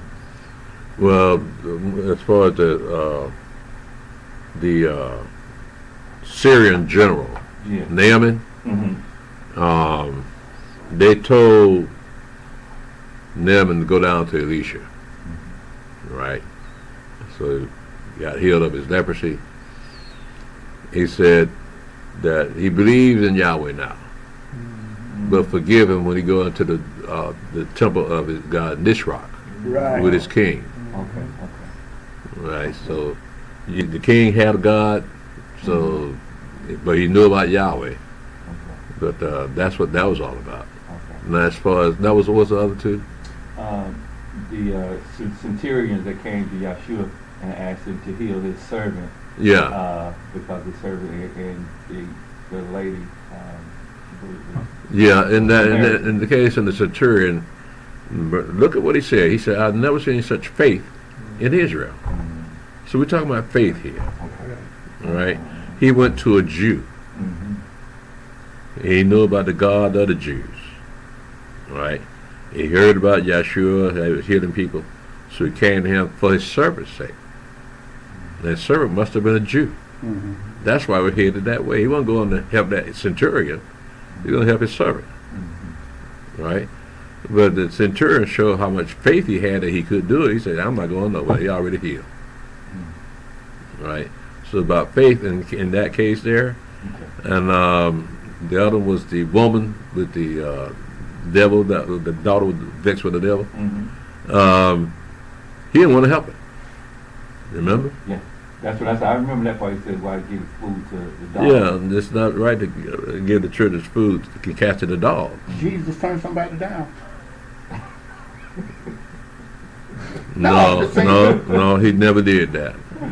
That was Yahshua. I know, but I'm just saying, Jesus loved everybody. I know, bro. He would have never called him up on the dog, man. But in that case, what it shows is he wouldn't help her, but then he told her, "I'm not sent but to the lost sheep of the house of Israel," right? And she still wouldn't let him go. Right. And she said, he told her, "Woman, great is your faith. Be it as you will." And her daughter was healed that very hour.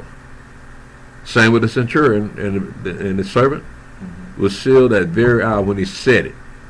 They both got healed. But they went to the source. Right? So what I was talking about yesterday was somebody that maybe worship another God.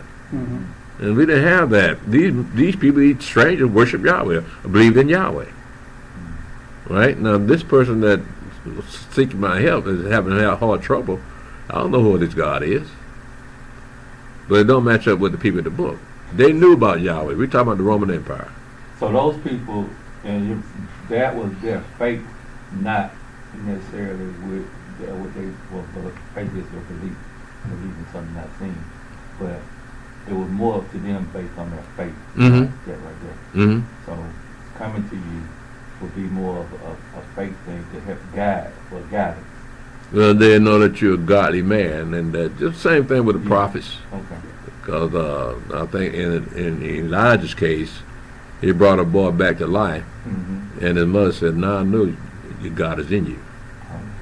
But the Mashiach didn't pray for them people; he helped them, right? Yeah. That's the difference. That's what I was trying to say. Would that be considered almost prayer, or is that just a healing? He just ate it. It wasn't a prayer. Yeah, that was a prayer. Right, it was a request Right. to be healed. Okay. You know, when you're out down the street, you have to be careful. Those guys standing at the edge of the expressway and everything, you give them money, and they say, "Bless you in the name of JC." Yeah, I know, bro. Well, what you gonna do? But it's not like you're giving money to Christian churches, helping a stranger out. But I told one of them, I say his name is Yahshua. That was years ago. I say his name is not JC, it's Yahshua. He said, "I knew his name Yahshua, but I speak English." So he know better. What that person could have done, if he hadn't made a public thing out of it, was that I could have prayed for him, and he'd never know it. Right. That's right. Right.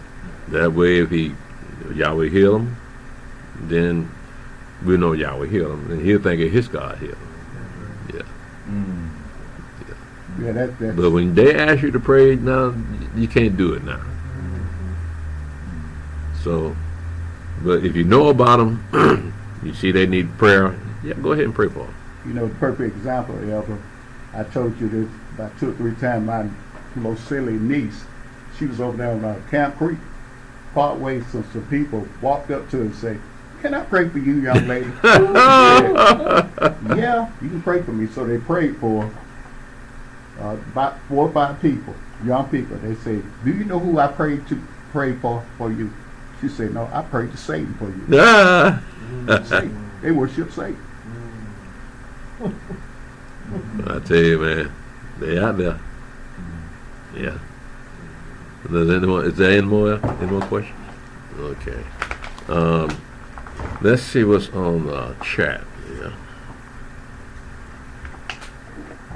I left one on there, Elder, for you to make a decision with how you want to deal with it. So there's a lot of people on there, so there may be some new time listeners, so they may have some. You just tell me what you want to do. Okay. Then they're not making a nuisance of themselves, are they? No, he said something, but they got quiet.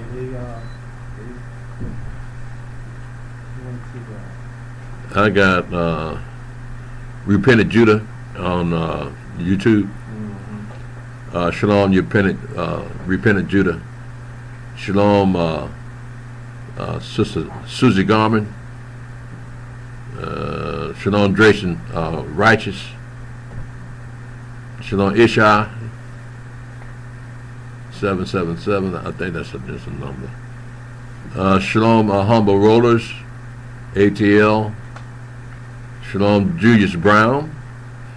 Shalom, Brother Abraham Ben Israel. Shalom, Angeline Rowe.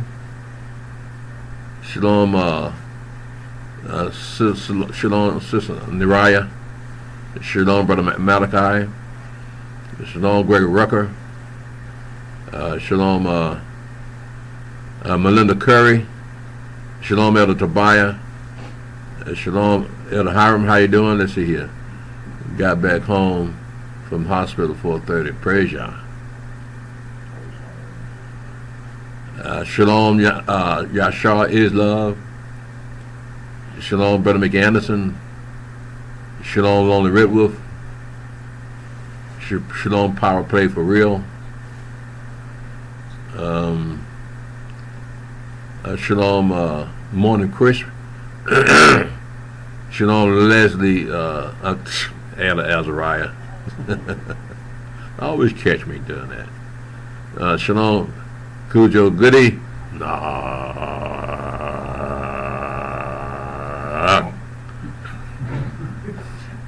he may, he know I'm gonna do that.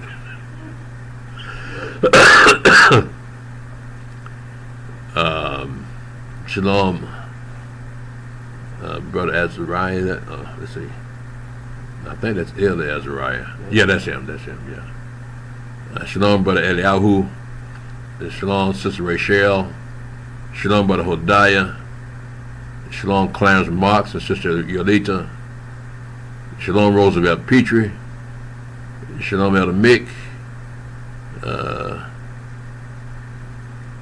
Shalom, Brother Alahayan and Sister Malaka. Shalom, Elder Elazar, Mother Akia. Shalom, Brother Benaiah. Shalom, Sister Nabah. Shalom, Heads Fire. I keep forgetting to ask Heads to make me one of them CDs with them brothers on there singing Praise Yah. You know that CD? That's the first song on the CD. What CD? What you talking about? On YouTube? No, the one we made about 2 or 3 years ago. Oh, okay. CD. Yeah. I got one, but I want one for my other car too.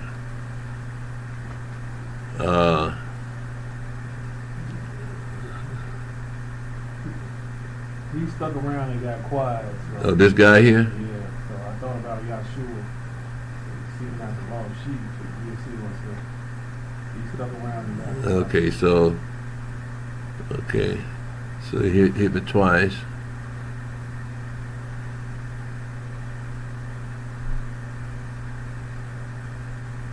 Shalom, Shalom, Brother Ezra.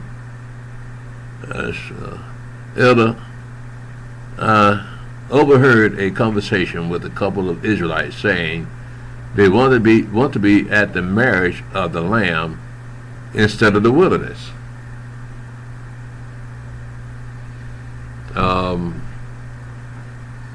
You can't have one before the other. We're looking at the new heaven and new earth when that marriage is supposed to take place.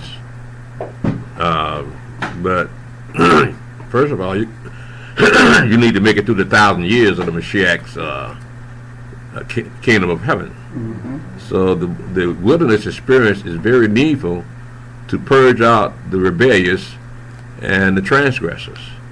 So we don't know whether you're rebellious or you're a transgressor, but yeah, you're going to need to go through that wilderness experience because it's going to change you. Once you come out the wilderness, just like it changed our fathers when they came out the wilderness, they weren't the same people. So yeah, I don't know what these brothers are talking about, but yeah, how you going to be at the marriage of the Lamb and not experience the wilderness experience? You got to follow the book, right? Not what you want. Yeah, you hope you can get that far. I hope I can get that far too. Unless you were born in 1,000 Yeah. years. One to M. Shelton, Shalom, Shatil Hill. Shatia. Mm-hmm. That's my last slave last name, Hill. Oh, okay. Shalom. Is that Yirmiyahu? Yeah, that's him. Shalom, Brother Yirmiyahu. Says a powerful new moon service. All right. Yeah. It was. Yes, by Daniel 10 and verse 3 is what people call the Daniel fast today. You got people doing that now. Have y'all heard of this? Oh, yeah. The Daniel The Daniel fast? Yeah, that's old. Yeah, Oh? Daniel fast. That went right past me. You ever heard of it, man? That went right past me. The Daniel fast? Yeah, When you fast during fasted? the day. No, I never. We did that. I never heard of it. Yeah, Neither. during the day till sundown. Yeah. Well, hold on a second. But you were eating though. I don't know why they call it fast. Yeah. I know, right? So you fast, yeah. It's a two-way. You can either fast You're still eating, or you even though it's a fast. Yeah, you fast during the day and eating at the sundown.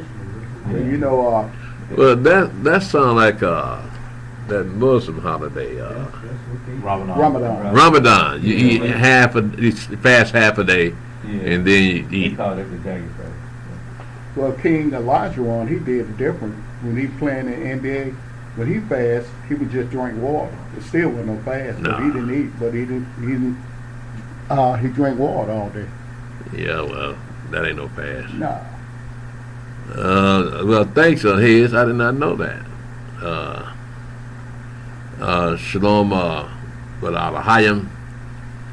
Shalom, who wants to know? Shalom, elders and brothers and sisters. Praise Yahweh. Shalom, brother Mikael. And shalom, brother Obi. All right. So the guy never did show back up, huh? That was talking about JC. No, I guess he sit around and listen. So Okay, well, I hope that he understand that Jesus' name ain't been around for 400 years. That's right. So, what was his name before that? Mm-hmm. See, back in those days, in the time of the Christ, they only spoke 3 languages: Hebrew, Latin, and Greek. Mm-hmm. So that J wasn't around at that time. If they wrote his name, it would be Jesus. That's right. Right, for Greek, same pronunciation for Latin. So they put that curl on that I and made it a J. They even got a fast, I guess, the fast of Moshe. I've heard of a Christian pastor that tried to fast like the Mashiach fast. Oh, come on. Put him in the hospital. He died. He did. He died? Yeah. Organ failure. Yeah. Yeah. Yeah, you don't a 40-day fast. But people gonna try. 40 days. Come on, man. Yeah. All right. Well, I don't see anything else. I appreciate that, Yahoo. I'm going to go ahead and shut it down. I'm gonna give you 5 seconds and put some up there. 5, 4, 3. There we go. 2, 1.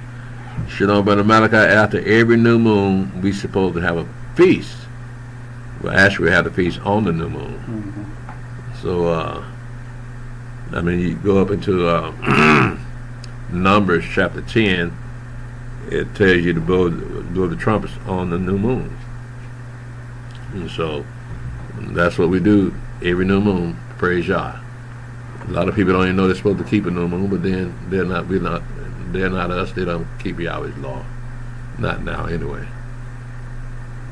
Okay.